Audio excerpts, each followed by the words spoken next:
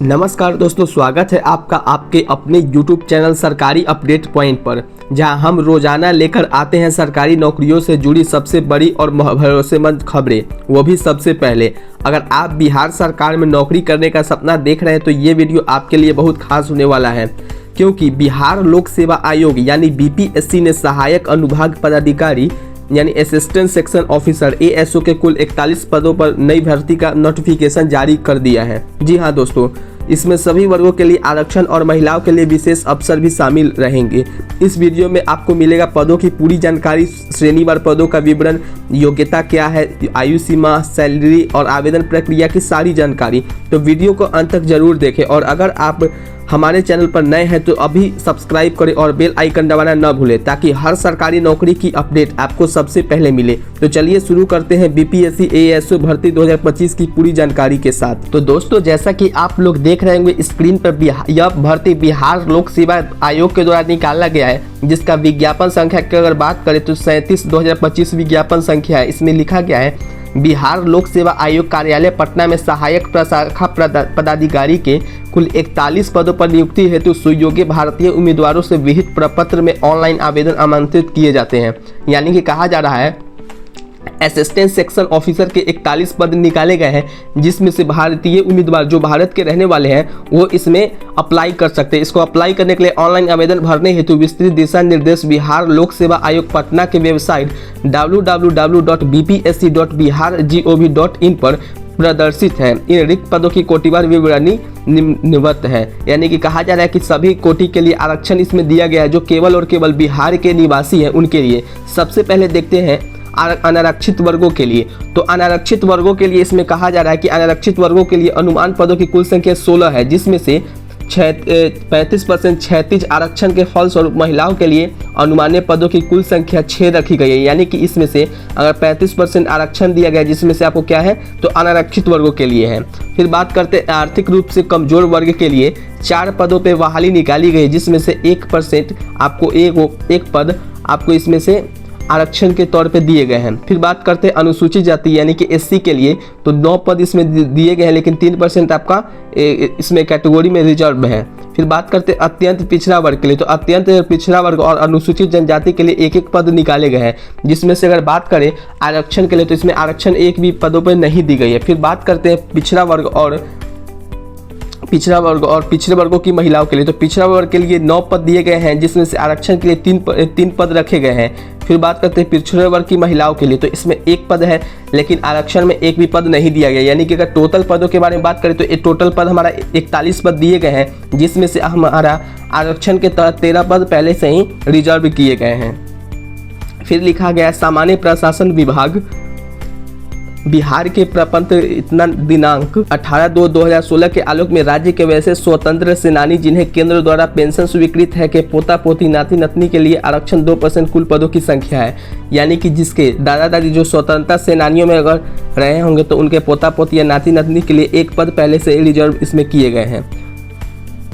अब बात करते हैं विज्ञापति पदों की संख्या घट बढ़ भी सकती है। यानी कि कहा जा रहा है कि जो इसमें विज्ञापति यानी कि 41 पद निकाले गए हैं, यह पद हमारा घट भी सकता है और बढ़ भी सकता है, तो इसमें यही दिया गया। फिर बात करते हैं, कहा जा रहा है कि इसमें सामान्य प्रशासन विभाग के संकल्प ज्ञापक 962 दिनांक 22/1/2021 में अंकित प्रावधान के अंतर्गत एक मूक बधिर दिव्यांग की अनुमतता के आलोक में अनारक्षित कोटि के लिए एक रिक्त मूक बधिर दिव्यांग के लिए अनुमान्य है। अगर इसकी वेतन स्तर की अगर बात करें तो 44,900 से लेकर के 1,42,400 तक रहने वाली है। यानी कि स्टार्टिंग सैलरी आपको 44,900 मिलेगी, जिसका वेतन अगर पे लेवल की बात करें तो यह पे लेवल 7 कमीशन के आयोग में आता है। अगर शैक्षणिक योग्यता के बारे में बात करें तो आपको किसी भी मान्यता प्राप्त विश्वविद्यालय से स्नातक यानी कि आपने ग्रेजुएशन किया हो तो आवेदन प्राप्ति हेतु निर्धारित अंतिम तिथि तक आवेदक को स्नातक डिग्रीधारी होना चाहिए। यानी कि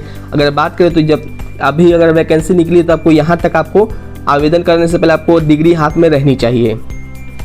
फिर बात करते उम्र सीमा की, तो उम्र सीमा में लिखा गया है कि 1/8/2025 तक आपको न्यूनतम उम्र 21 वर्ष होनी चाहिए। यानी कि कहा जा रहा है कि 1/8/2025 तक आपकी न्यूनतम उम्र 21 साल होनी चाहिए, जबकि अधिकतम उम्र पुरुष वर्गों के लिए 37 वर्ष रखी गई और पिछड़ा वर्ग और पिछड़ा वर्ग के लिए और अत्यंत पिछड़ा वर्ग के लिए पुरुष एवं महिलाओं के लिए एवं अनारक्षित महिला के लिए 40 वर्ष का एज रखा गया, जो कि एससी और एसटी कैटेगरी में जो आते हैं उनके लिए 42 साल रखी गई है। अगर बात करते हैं संविदा नियोजन के फलस्वरूप समान पद पर किए गए कार्य अवधि के समतुल्य अवधि की छूट अधिकतम उम्र सीमा में दी जाएगी। यानी कि कहा जा रहा है कि संविदा नियोजन का फलस्वरूप जो समान पद था उनके लिए अवधि के लिए समतुल्य अवधि की छूट भी दी जाएगी। किसी कार्यरत वर्ष के अंश को भी इसमें शामिल किया जा सकता है। अब बात करते हैं इसकी चयन प्रक्रिया की। तो चयन प्रक्रिया में आपको इसमें 2 चरणों में आयोजित की जाएगी, यानी कि आपको 2 चरणों में इसकी परीक्षा होगी। कहा जा रहा है कि परीक्षा 2 चरणों में आयोजित की जाएगी। प्रथम चरण में प्रारंभिक प्रतियोगिता परीक्षा का आयोजन किया जाएगा, यानी कि प्रारंभिक परीक्षा में सफल उम्मीदवारों में मुख्य प्रतियोगिता परीक्षा के लिए अलग से पुनः ससमय आवेदन आमंत्रित किए जाएंगे। यानी कि जब आप इसमें का प्री क्वालिफाई कर लीजिएगा तो मेंस के लिए इसमें फिर से फॉर्म भरा जाएगा, इसलिए आपको इसको फिर से आपको अप्लाई करना पड़ेगा।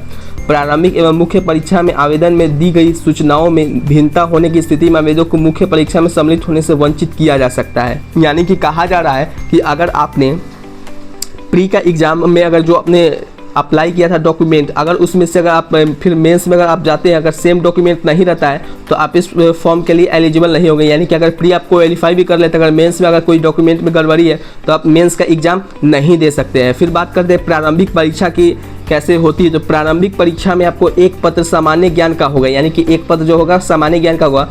परीक्षा का विषय एवं प्रश्नों की संख्या निम्नवत होगी, यानी कि सामान्य अध्ययन प्रश्नों की संख्या 50 रहने वाली है और सामान्य विज्ञान एवं गणित की प्रश्नों की संख्या भी 50 रहने वाली है। और मानसिक क्षमता की जांच, यानी कि रीजनिंग के लिए प्रश्नों की संख्या 50 होने वाली है। जितने जो क्वेश्चन होंगे सभी के सभी वस्तुनिष्ठ यानी कि एमसीक्यू फॉर्म में होंगे और बहुविकल्पीय होंगे।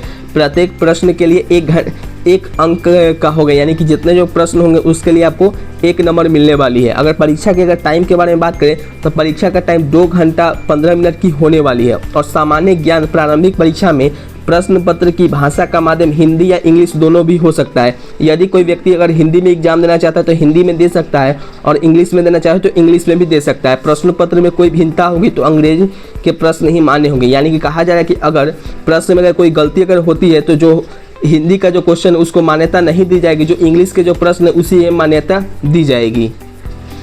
फिर बात करते हैं प्रारंभिक परीक्षा पुस्तक सहित ली जाएगी, यानी कि परीक्षार्थी चाहे तो अपने साथ पुस्तक ले जा सकते हैं। प्रत्येक खंड के लिए एक ही पुस्तक ले जाने की छूट होगी। परीक्षार्थियों अपने साथ अधिकतम 3 पुस्तक, एक सामान्य ज्ञान के लिए, एक गणित के लिए एवं एक सामान्य विज्ञान के लिए परीक्षा भवन में ले जा सकते हैं।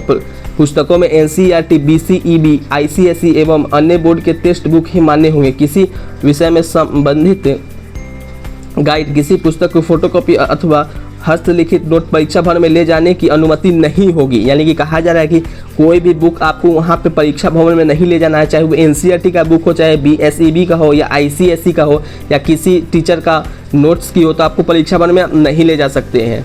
फिर बात करते हैं प्रारंभिक परीक्षा का पाठ्यक्रम अधिलिखित होगा। यानी कि कहा जा रहा है कि सामान्य अध्ययन, इसमें प्रश्नों का उद्देश्य अभ्यर्थियों के आसपास के वातावरण की सामान्य जानकारी तथा समाज में उनके अनुप्रयोग के संबंध में उसकी योग्यता की जांच करना होगा। यानी कि जो सामान्य अध्ययन में अगर क्वेश्चन की बात करें तो उसमें कहा जाएगा आपको कि जो आसपास के जो वातावरण में जो होते हैं उसी टाइप में क्वेश्चन आपसे पूछा जाएगा। फिर बात करते हैं वर्तमान घटनाओं और दिन प्रतिदिन की घटनाओं के सूक्ष्म अवलोकन तथा उनके प्रति वैज्ञानिक दृष्टिकोण जैसे मामलों की जानकारी संबंधित ऐसे प्रश्न भी शामिल किए जाएंगे जिनके बारे में जानकारी रखने के लिए किसी भी शिक्षित व्यक्ति से अपेक्षा की जाती है। उसमें निम्नांकित के संबंध से यथासंभव प्रश्न पूछे जा सकते हैं। यानी कि अगर सिलेबस के बारे में बात करें तो इसमें समसामयिक विषय में जैसे कि वैज्ञानिक प्रगति के बारे में पूछा जाएगा, राष्ट्रीय अंतर्राष्ट्रीय पुरस्कार के बारे में, भारतीय भाषाओं के बारे में, पुस्तक खेल के बारे में और खिलाड़ी के बारे में, महत्वपूर्ण घटनाएं, ये सब के बारे में आपसे क्वेश्चन पूछ सकता है। किसमें? तो सामान्य अध्ययन में। फिर बात करते हैं दूसरा सेक्शन में भारत और उसके पड़ोसी देश के बारे में पूछा जाएगा। पड़ोसी देश का इतिहास भी पूछा जाएगा और भारत का इतिहास, सांस्कृतिक, भूगोल, आर्थिक परिदृश्य, स्वतंत्रता आंदोलन, भारतीय कृषि तथा प्राकृतिक संसाधनों की प्रमुख विशेषताएं एवं भारत का संविधान एवं राज्य व्यवस्था, देश की राजनीतिक प्रणाली, पंचायती राज, सामुदायिक विकास, पंचवर्षीय योजना एवं राष्ट्रीय आंदोलन। अगर बात करते सामान्य अध्ययन की तो आपका टोटल सिलेबस ये रहने वाली है, तो आप चाहे तो इस सिलेबस को स्क्रीनशॉट लेकर के या फिर अपने कॉपी में भी नोट कर सकते हैं। फिर बात करते हैं सामान्य विज्ञानी, यानी कि विज्ञान के क्वेश्चन के अगर बारे में बात करें तो देखते हैं सबसे पहले क्या लिखा गया है। तो सामान्य विज्ञान यानी कि खंड ख में कहा जा रहा है सामान्य विज्ञान एवं गणित, इसमें सामान्य मैट्रिक स्तर के निम्न विषयों से संबंधित यथा संभव प्रश्न पूछे जाएंगे। यानी कि जो आपको इसमें से सामान्य विज्ञान यानी कि जो साइंस सेक्शन की अगर बात करें या फिर मैथ को, तो आपको इसमें से 10th लेवल का क्वेश्चन पूछा जाएगा, यानी कि मैट्रिक स्तर के क्वेश्चन पूछे जाएंगे। सामान्य विज्ञान में भौतिक शास्त्र, रसायन शास्त्र, जीव विज्ञान एवं भूगोल, गणित, संख्या, गणित की अगर बात करें तो संख्या पद्धति से संबंधित प्रश्न, पूर्ण संख्याओं का अविकलन, दशमलव और भिन्न संख्याओं के बीच परस्पर संबंध, मूलभूत अंकगणितीय संक्रियाएं, प्रतिशत, अनुपात तथा समानुपात, औसत ब्याज एवं लाभ और हानि, इससे क्वेश्चन पूछे जाएंगे। अब बात करते हैं रीजनिंग यानी कि मानसिक क्षमता जांच की। तो मानसिक क्षमता जांच में सबसे पहले आपसे पूछा जाएगा, इसमें शाब्दिक एवं गैर शाब्दिक दोनों प्रकार के प्रश्न पूछे जा सकते हैं। इस घटक में निम्न से संबंधित यथासंभव प्रश्न पूछे जाते हैं। यानी कि बात करें तो मानसिक क्षमता के जांच के, तो इसमें से सादृश्य, समानता एवं भिन्नता, स्थान कल्पना, समस्या समाधान, विश्लेषण, दृश्य स्मृति, विभेद, अवलोकन, संबंध, अवधारणा, अंकगणितीय तर्क शक्ति, अंकगणितीय संख्या श्रृंखला एवं कूट लेखन एवं कूट व्याख्या, यानी कि अगर रीजनिंग में इस सबसे क्वेश्चन पूछे जा सकते हैं। फिर बात करते हैं क्रमिक एवं प्रशासनिक सुधार विभाग, बिहार के संपर्क ज्ञापक इतना में 16/2007 एवं सामान्य प्रशासन विभाग के संकल्प 22/1/2021 के आलोक में प्रारंभिक परीक्षा में सामान्य श्रेणी के लिए 40%, पिछड़ा वर्ग के लिए 36% अत्यंत पिछड़ा वर्ग के लिए 34% और अनुसूचित जाति और अनुसूचित जनजाति, महिला एवं दिव्यांग दोनों के लिए 32% का न्यूनतम अर्हतांक प्राप्त करना अनिवार्य होगा। यानी कि अगर बात करते हैं कि अगर न्यूनतम अंक प्राप्त करने के, तो SC ST के लिए 32 अंक प्राप्त करने होंगे और अत्यंत पिछड़ा वर्ग के लिए 34 अंक, यानी कि इसमें से आपको पासिंग मार्क्स दिया गया है। अब बात करते हैं मेंस की। तो मेंस में आपसे सामान्य तौर पे क्वेश्चन जो पूछे जाते हैं वो हमारा है प्रश्न पत्र एक विषय सामान्य हिंदी, यानी कि हिंदी से आपको किस टाइप के क्वेश्चन पूछे जा सकते हैं। तो इस परीक्षा के लिए प्रश्न वस्तुनिष्ठ एवं बहुविकल्पीय होंगे। यानी कि आपको अगर बात करें मेंस की, तो मेंस में भी आपको कोई इसमें लिखित परीक्षा नहीं होने वाली है। अगर बात करते हैं लिखित की, तो इसमें कोई लिखित परीक्षा आपको नहीं होगी। अगर इसमें बात करते हैं तो इसमें आपको केवल MCQ क्वेश्चन यानी कि ऑब्जेक्टिव टाइप में क्वेश्चन रहने वाली है। तो आपको हिंदी विषय में अर्हतांक 30% है जो अनिवार्य, किंतु मेधा सूची में प्रयोजनार्थ इसकी गणना नहीं की जाएगी। जो उम्मीदवार इस विषय में 30% अंक प्राप्त नहीं करेंगे उनके मुख्य परीक्षा के दूसरे विषय सामान्य ज्ञान प्रश्न पत्र 2 का मूल्यांकन नहीं होगा। यानी कि कहा जा रहा है कि आपको इसमें से हिंदी का जो प्रश्न होने वाली है इसमें से आपको मिनिमम 30% अंक प्राप्त करने होंगे। अगर आप इसमें से 30% अगर आप अंक प्राप्त करते हैं तो आपका जो मुख्य परीक्षा का और ख वाला जो सेक्शन प्रश्न पत्र है 2 नंबर है वो चेक नहीं होगा जब तक आप इसको क्वालिफाई नहीं करते हैं। अब बात करते हैं विषय सामान्य ज्ञान की। तो प्रश्न पत्र 2 में आपको क्या पूछा जा सकता है। तो इस परीक्षा के लिए प्रश्न वस्तुनिष्ठ एवं बहुविकल्पीय होंगे, यानी कि सारे सेक्शन आपको MCQ फॉर्म में मिलने वाले हैं। प्रश्न पत्र 2 सामान्य ज्ञान में विषय एवं प्रश्नों की संख्या निम्नवत होगी। सामान्य अध्ययन के लिए प्रश्नों की संख्या 50 रहने वाली है और सामान्य विज्ञान एवं गणित के प्रश्नों की संख्या भी 50 होने वाली है। मानसिक क्षमता के यानी कि रीजनिंग के भी 50 क्वेश्चन होने वाली है। सामान्य ज्ञान मुख्य परीक्षा में प्रश्न पत्र की भाषा का माध्यम हिंदी इंग्लिश दोनों हो सकते हैं, यानी कि दोनों रहते ही हो, कह सकते हैं दोनों रहते हैं। अब ये मुख्य परीक्षा का पाठ्यक्रम, यानी कि इसमें से आपको अगर सिलेबस की बात की तो सिलेबस नीचे दिया गया है। सबसे पहले हम देख लेते हैं मेंस का जो टाइमिंग है, टाइमिंग क्या रहने वाली है। तो प्रत्येक प्रश्न के लिए आपको 1 अंक दिए जाएंगे जो कि यहाँ पे दिया गया है। फिर अगर परीक्षा की अवधि की बात करें यानी कि टाइमिंग की, तो आपको टोटल टाइमिंग 2 घंटा 15 मिनट मिलने वाली है। यह हमारा मुख्य परीक्षा पाठ्यक्रम का सिलेबस है, यानी कि आप इसको चाहे तो स्क्रीनशॉट ले सकते हैं। मैं एक एक करके स्क्रीनशॉट का दिखा देता हूँ। मुख्य परीक्षा का पाठ्यक्रम विषय सामान्य हिंदी के लिए। अब बात करते हैं शुल्क यानी कि परीक्षा के फॉर्म के बारे में। तो अभ्यर्थी को कोटिवार निम्न शुल्क जमा किया जाना चाहिए। जैसे कि सामान्य अभ्यर्थियों के लिए 600 रुपया रखा गया है, जबकि केवल बिहार राज्य के अनुसूचित जाति और अनुसूचित जनजाति यानी SC ST के लिए केवल और केवल 150 रुपया रखा गया है।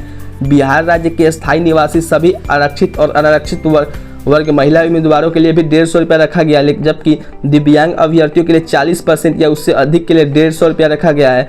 अन्य सभी उम्मीदवारों के लिए 600 रुपया रखा गया है। अभ्यर्थियों को उपयुक्त परीक्षा शुल्क के अतिरिक्त विभिन्न बैंकों द्वारा निर्धारित चार्ज भी देना होगा, जिसे ऑनलाइन भुगतान के क्रम में बैंक द्वारा स्वतः बैंक चार्ज के रूप में ले लिया जाएगा। यानी कि कहा जा रहा है कि 600 रुपया तो आपको लगेगा, इसके साथ साथ आपका जो बैंक का जो निर्धारित चार्ज होता है वो भी लगेगा।